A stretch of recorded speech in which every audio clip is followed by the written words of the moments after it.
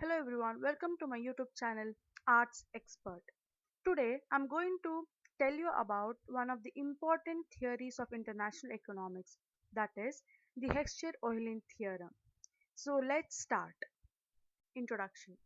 Bertil Ohlin in his famous book Interregional and International Trade criticized the classical theory of international trade and formulated the general equilibrium theory.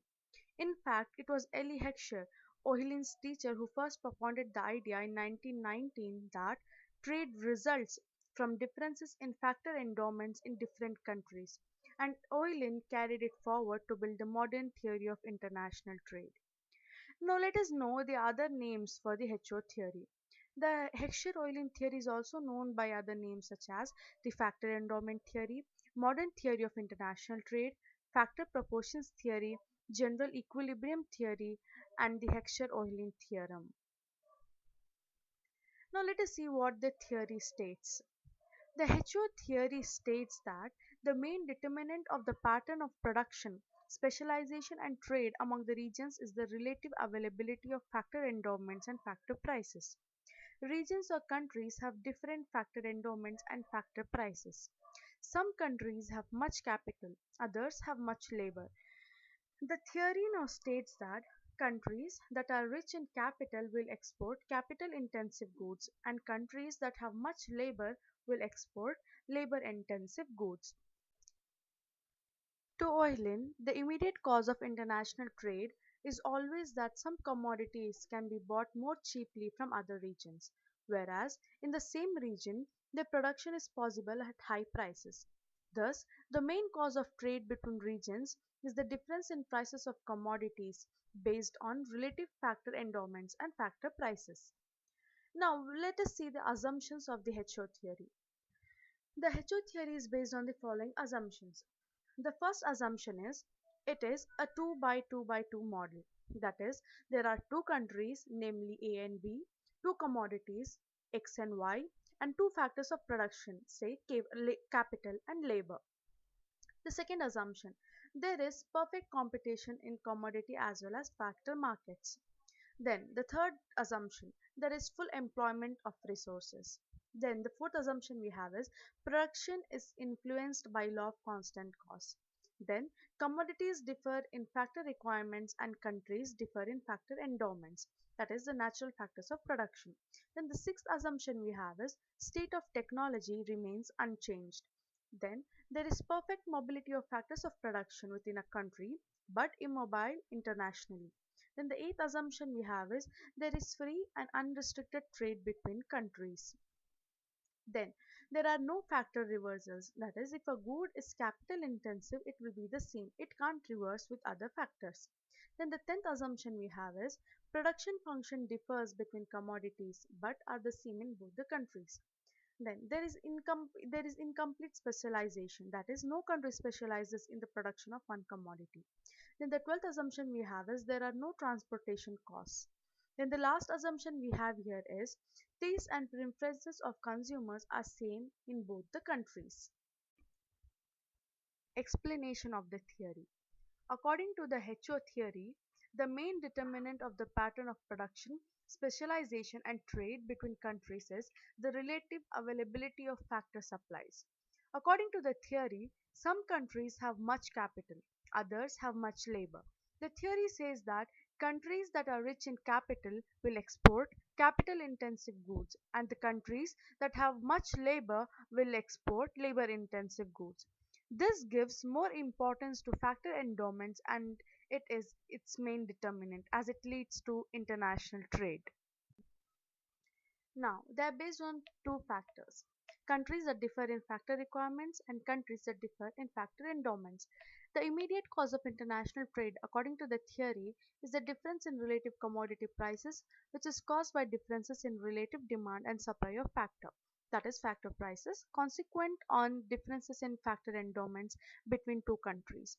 Thus, the theory maintains that basically the relative scarcity of factor shortages of supply in relation to demand is essential for trade between two countries. It means commodities which use large quantities of scarce factor are imported because their prices if domestically produced would be higher than if they are imported, and commodities using relatively abundant factor are exported because the domestic prices are low and the prices in foreign markets are high. Thus, if capital is relatively abundant and therefore relatively cheaper in country A, and the same is true of labor in country B, then country A will specialize in and export capital intensive goods, and country B will specialize in and export labor intensive goods. Now we can see a diagram, that is a flowchart, where we can see the difference in commodity prices leads to differences in comparative cost, which leads to difference in factor prices, and then which that leads to difference in factor endowments, and which leads to the international trade.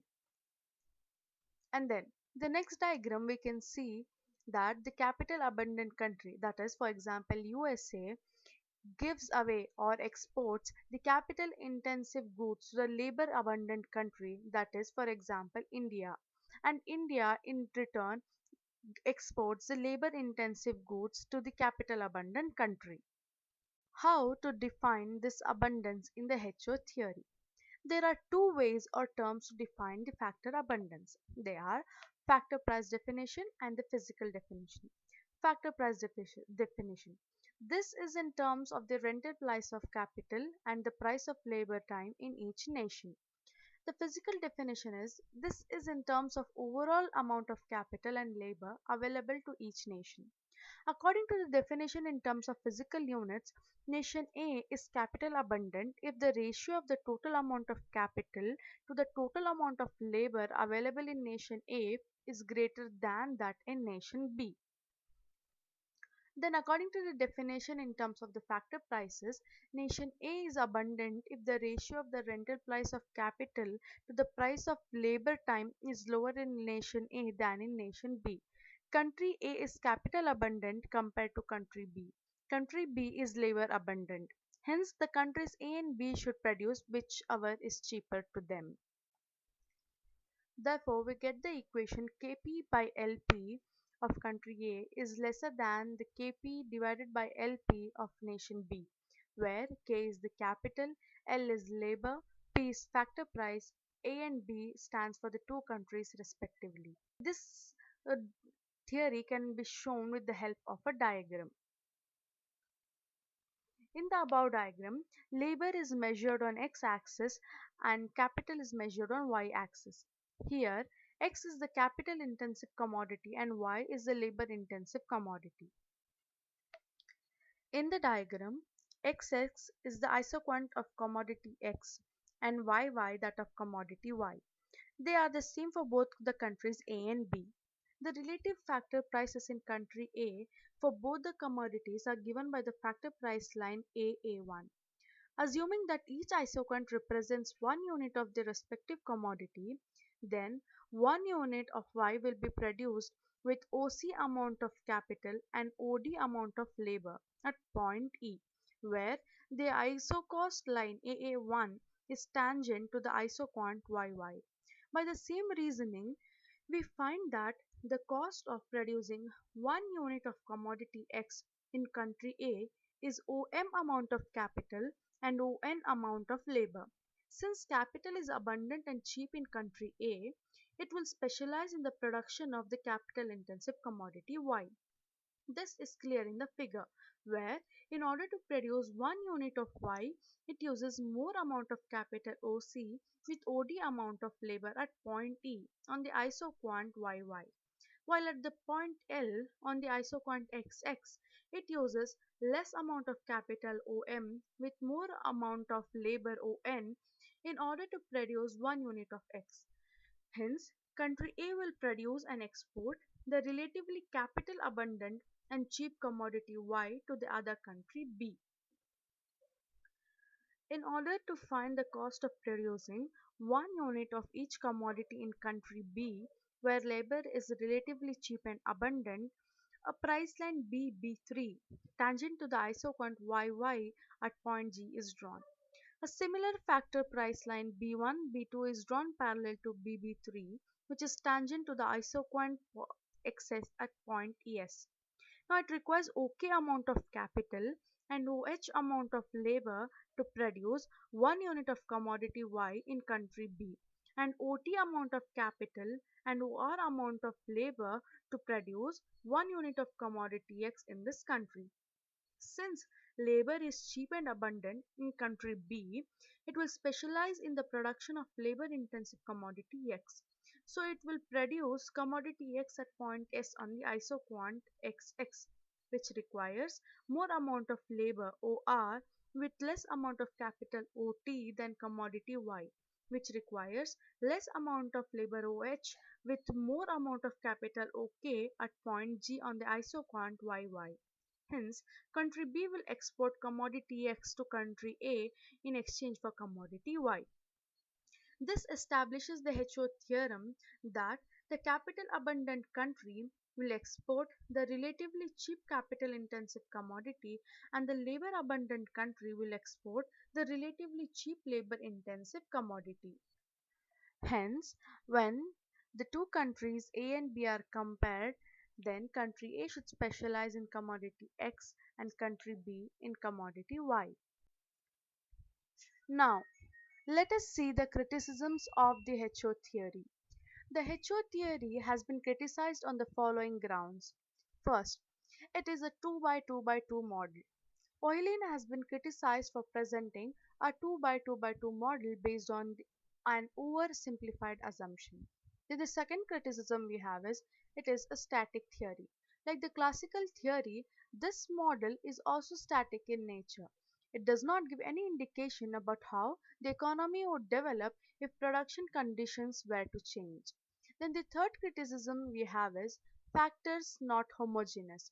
The theory assumes the existence of the homogeneous factors in the two countries, which can be measured for calculating factor endowment ratios. But in reality, no two factors are homogeneous qualitatively between countries, and even one factor is of various types.